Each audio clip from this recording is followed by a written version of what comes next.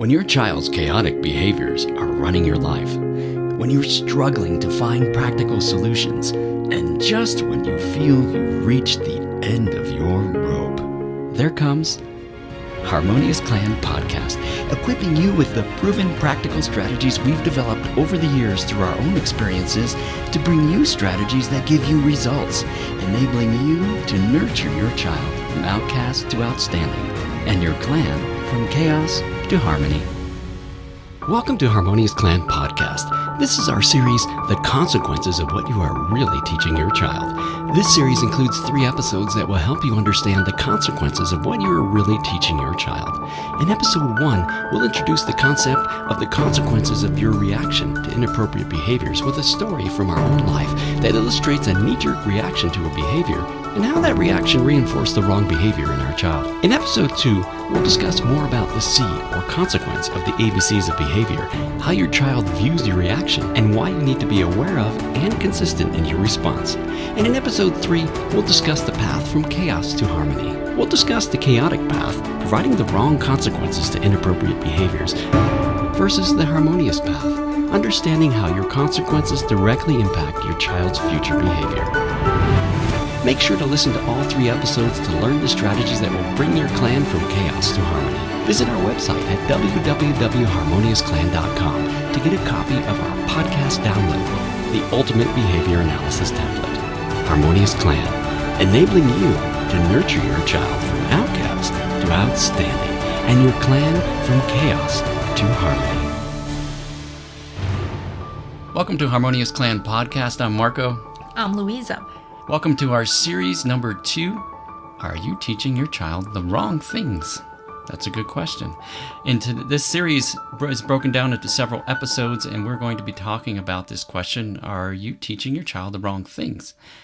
We'll be looking at an example story from our own clan as to illustrate the situation and the problem. And then we're going to talk about strategies that you can use and that we used and why they worked, and strategies that you can use at home with your child to turn this type of situation around. We'll get started with a story here from our own clan. This is one about one of our sons. I work from home quite a bit, and when I'm at home, I try to get work done while the children are playing. Sometimes it doesn't always work out, so let's hear the story here. So one of our sons was playing while I was doing some work, and he was playing with Legos with his younger sibling, and they were supposedly sharing the Lego blocks and building different things and trying to be siblings. But the younger brother took I think it was a fire truck away from his older sibling. And the older sibling wanted that fire truck all of a sudden, even though he wasn't playing with the fire truck at first. You know, the younger sibling comes along and grabs something, and suddenly he wants it. Yeah, suddenly it becomes gold, right? And I got to have that too, just because the younger sibling has it. So the older son just starts asking the younger child, I want the fire truck. I want the fire truck. You know how children are. It just goes on and on and on. And this goes on for about 5 minutes, and then, of course, it starts escalating more into the whiny. But he came to you. Yes, the whiny thing. And he came to me and told me that his brother had taken this and that he wants it. And then, of course, I had to stop what I was doing, go over there and try and figure out what was happening, and asking him about, was he playing with it? And did his brother just grab it from him? And he's like, no, he took it and I want it. So it was kind of one of those things. So this went back and forth, and I tell them, well, you have to ask properly if you want to use it. You can't be grabbing it out of your brother's hands. You can't be yelling and screaming. And so I had them go back, and of course I go back and try to get a couple more minutes of work done, which doesn't always work. Meanwhile, it goes from the from the asking over and over to the whining to crying, and this goes on for another few minutes. And then, of course, he starts stomping on the floor and yelling and screaming. And meanwhile, of course, I'm trying to work it. I'm getting upset and frustrated. And, of course, Louisa wasn't there. It wasn't there. I don't think I would have approved of what you did. Yeah, she wasn't there to help me out. And finally, I took the younger child away to go play with something else, so the fire truck could be free to go back to the older sibling. I was like, here, you have it. And I gave the fire truck to the older sibling. Now, the older sibling, of course, was the one who was asking over and over, and it was whining, and then it was screaming. I'm banging on the floor, and I couldn't take it anymore. I was trying to get other things done, and I went over and I just grabbed the younger child and pulled him away and gave him something else to do, and gave the older child the fire truck back and said, here's your fire truck back. And of course, when Louisa heard about this, she started with the lecture. So do I start the lecture right now? Yes. No, you should not have done it. And then she asked me the question, that is what our series is based on. What are you really teaching him when you do that? And I had to sit and think about it. And of course, while I was thinking, she told me what I was thinking, so she can tell you. Oh, well. So what you were really teaching them, or what you're really teaching him is 10 minutes of asking does not work. And 10 minutes of asking plus 10 minutes of crying does not work. 10 minutes of asking, 10 minutes of crying plus 10 minutes of kicking on the floor does not work. What you're really teaching him is that he had to milk you for a good 55 minutes, close to an hour. And that's about your time for when, that's about your tolerance. That's what you're teaching. That's about my limit. Yes, what you're really teaching him is come and whine and escalate to me for 55 minutes and you'll get what you want. That's what you were teaching him. So that wasn't the right thing? No. No, I know. Do you want that? Do you want him to, every time he wants something, he has to go and do this drama for 55 minutes? Do you want that? No, I don't think most people think about it. Yeah, so I think, when we talked about that, it's like, I understood that, and I knew this beforehand too, but sometimes when you're in the moment, it's difficult, and you're not thinking, and you just want to get back to whatever you're working on or whatever you were doing, and you tend to get to a point, it's like, okay, I just want to make it stop. But when you do that, you're sending a wrong signal to your child. And that's the whole focus of this series in our podcast series here, is that, are you teaching them the wrong things? Which, in the case of the example we just saw, I was teaching the older child the wrong thing. I was telling him, yes, basically like Louisa said, if he keeps bugging up to a certain point, I'm going to reach my limit, being the parent, and then the child is going to get his way. And I've just taught him a way of getting his, what he really wants, which isn't the proper behavior. In a way that you don't want him to use, right? So you think you have just quieted your child so that you can finally get back to work. But in reality, you just taught your child your threshold of how much and how long of a crying and drama it takes for the child to get what he wants, right? Right. So in reality, I've created a false sense of resolving the problem, right? That's the chaos. Yes, you've created a chaos. You think you've just created harmony so that you can go back to work, but you've just created, the chaos. What do you think is going to happen next time your child wants something that he or she cannot get at that moment? Yeah. Okay, yeah, I can see. I mean, I've set him up to a point where he's thinking, okay, the next time I know what worked. Of course, they're smart, and they realize what things they can get away with, what things they cannot get away with, what strategies work. Just like adults, they learn these strategies, and they're thinking, okay, I know where Dad's limit is. So next time I want something, I'm just going to keep going until I hit that limit, and I'm going to get what I want. Oh, and the worst part is if you have siblings, if this child has siblings, they don't need to try it. They've been watching, they've been witnessing, and they've been miraculously counting time in their head. And now the rest of them knows this too, without them ever having to try it. In our book, we talk about the behavior ABC. The A is the antecedent, which we talked about in our last episode when we talked about things that could cause a behavior. So that's the antecedent. B is the trouble behavior that you're having. And C is the consequence.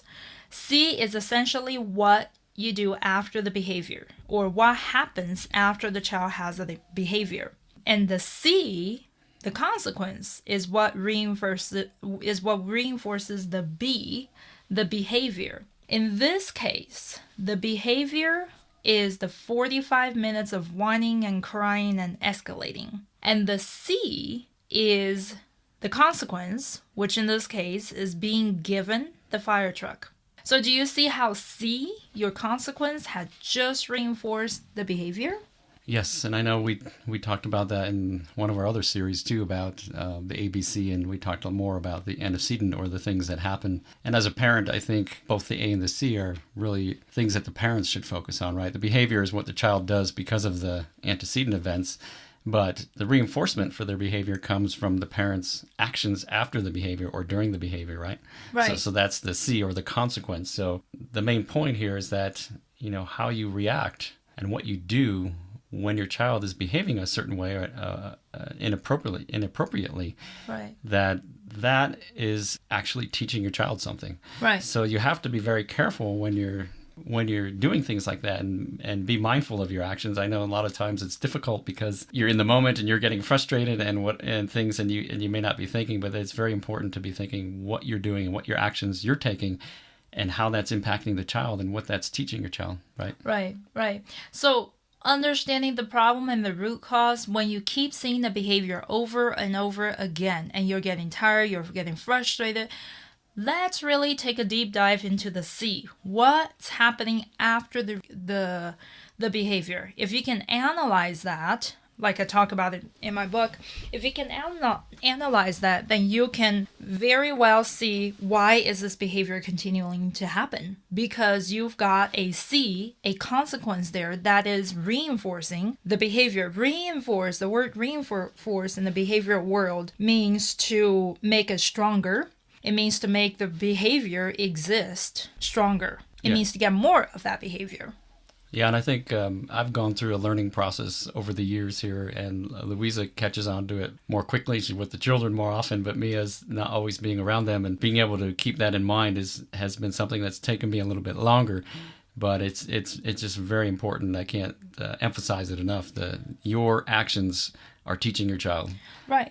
And that's going to either reinforce this inappropriate behavior, or you're going to reinforce the proper behaviors, which we talk about different strategies in our other series about how to manage those behaviors. But as a parent, when you see a behavior that's in action, how you respond makes a big difference. Right. And it's easy for adults, any parents, to get into that situation. For example, when you're home, many times you're working. But for me, well, my work is taking care of the kids. So I can see that for every action I take, I'm thinking, okay, what is that going to get me next time? You know, what am I really saying? But for you, who's always working and who's got something on your mind, and you're really just kind of going along, that's when you can tend to fall into these situations where you naturally, wouldn't say give in, but your natural reaction ends up promoting the exact behavior that you don't want. I mean, for example, if our toddler is spilling milk by accident eating at the dining table, that's one thing. But an older child that's spilling milk, and how easy is it to quickly clean it up for your child and then refill the cup with more milk, right? But then what are you really teaching there? You're teaching him, okay, no, I don't have to be careful. I can eat with my arms waving all over the table, spill my milk. Then all that happens is I get it cleaned, somebody cleans it for me, and I get my cup refilled. Right. Right. So if you think about it from the adult perspective, many times the easy way is going to be the way that's going to promote more of the behavior that you don't want. Many times you really just have to take the hard way. Yeah, and I think I fall into that trap more often, or have in the past, and like the example with the milk. So if you think, okay, meant to refill. Yeah, if you think, okay, I'm going to go clean up and fill up so it's quick and give him another milk so we can finish dinner. But it's giving the wrong signal to the child, rather than me saying, okay, you spilled it, here's a washcloth or whatever, you wipe it up, you clean it, and no more milk. But of course you're realizing, I'm thinking in the back of my head, well, if I let him clean it up, it's going to take 10 minutes by the time he cleans it up, and this and that. You got to deal with the cloth. Yeah, so you kind of start thinking, well, I'll just do it myself. But taking that easy way out is never the right thing to do. And in this case it isn't, because then, like Louisa said, you're teaching the child, okay, if I spill my milk, so what? Mama or dad come and they clean it up and they give me a new cup with more milk and I'm good to go. So there's no consequence there. It's a reinforcing consequence, and you're teaching your child the wrong thing. Yeah, and by the way, I'm not talking, there's the saying about this, don't cry over spilt milk. Yeah, I'm not talking about accidental spilling. It's just that there's a period of time when our kids are just, not really sitting straight, and they're not really sitting or eating appropriately, and that's what's causing a bunch of milk spill and chaotic dining situations, and that's more of what I'm referring to. Yeah. So it is important. I mean, it's and it takes a while, I know from experience, and a lot of times I get a little frustrated and over those situations, thinking when I see Louisa talk to the children, she says something, they respond a certain way, and then when I do the same thing, they don't. So I pay my price, because she has paid the price over the time that she's with them and done these kind of things, and understands that she's reinforcing the proper things.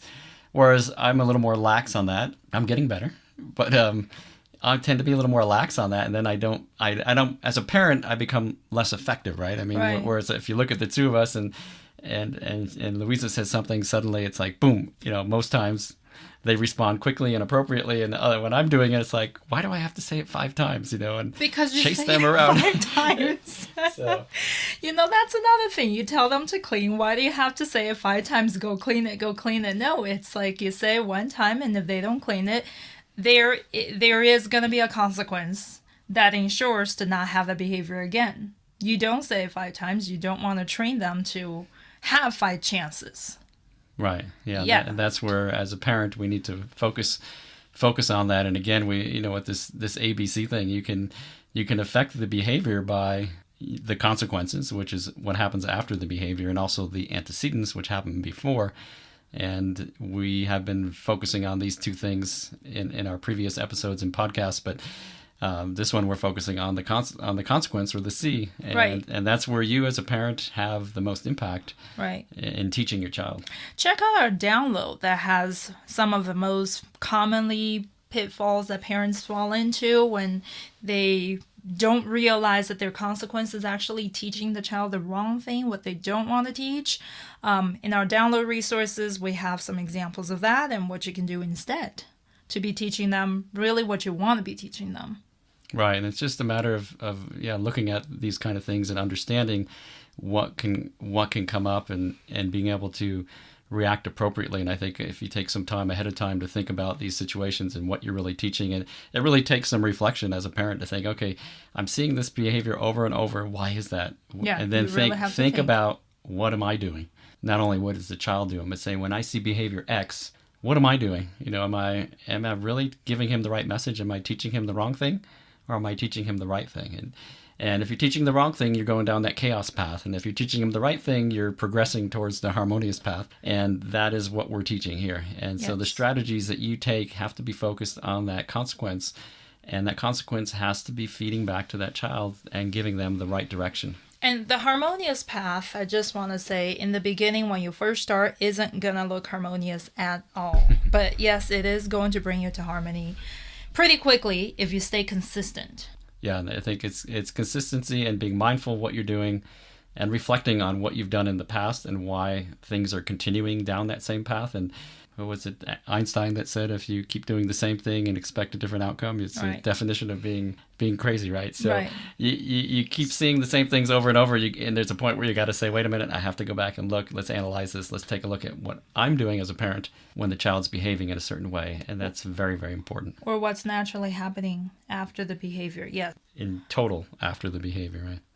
Right. There was another example when we went into the mountains over a weekend to spend some time there, and one of our sons fell. And so there was something that particularly we were working on at the time with him, which is he doesn't have a good tolerance, doesn't have good regulation skills, but he over dramatizes his little scrapes and things like that. So we were hiking, we're in the middle of the mountains. I think he'll make a good actor. fell. Yes, he would. He was so dramatic. And at the time we were working on this, if you fell, it's a what do you say? We call it a glitch. Yeah, we call it a glitch. No worries. Get up. You're just fine. And we do not respond to this insane amount of crying, screaming. I mean, it's almost a case of somebody thinks they need to call 911. It's that dramatic. So we were hiking and he tripped. And the drama came in a big outburst. So then I tried not to do anything about it. I totally ignored it. But what do you know? It's not even about what the parents do, Some a well-intentioned, well-meaning another camper or hiker came out with her little pouch. Oh, you know what? Maybe this Band-Aid will help. And guess what? Our son immediately shuts up. Yeah. And so that's when I really wish that person didn't come, because what does that do? Sure, it shuts him up, but in reality, no. It teaches him to yell and scream and continue the drama until somebody shows up with a Band-Aid. Mm-hmm.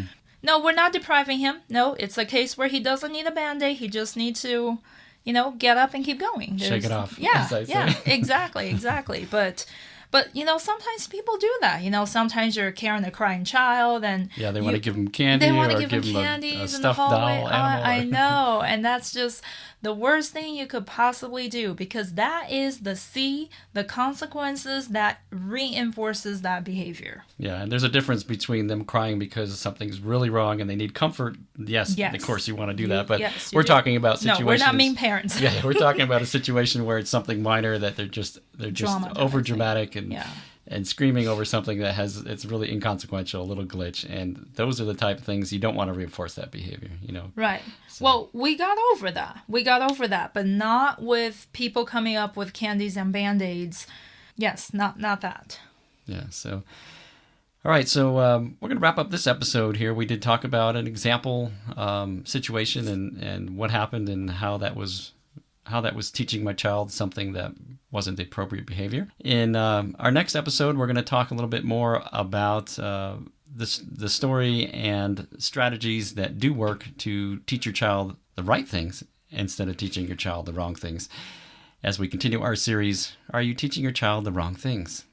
So stay tuned. Thank you for listening to Harmonious Clan podcast series, The Consequences of What You Are Really Teaching Your Child. We illustrated the problem of incorrect responses to inappropriate behaviors with a story from our own clan. We discussed more about understanding how your reactions affect your child's future behaviors. And then we took a look at the path from chaos to harmony, contrasting the chaotic path, providing the wrong consequences to inappropriate behaviors, with the harmonious path, consistently applying the proper consequences to the child's inappropriate behavior. Harmonious Clan, enabling you to nurture your child from outcast to outstanding, and your clan from chaos to harmony. Please visit our website at www.harmoniousclan.com to get a copy of our podcast download, The Ultimate Behavior Analysis Template. You can also get the podcast notes, learn more about us, and get information about joining the clan. You've been listening to Harmonious Clan Podcast with Marco and Louisa. Learn more about Harmonious Clan at www.harmoniousclan.com for information on resources including books, educational podcasts, a supportive community, courses, and one-on-one consulting. Harmonious Clan, enabling you to nurture your child from outcast to outstanding, and your clan from chaos to harmony.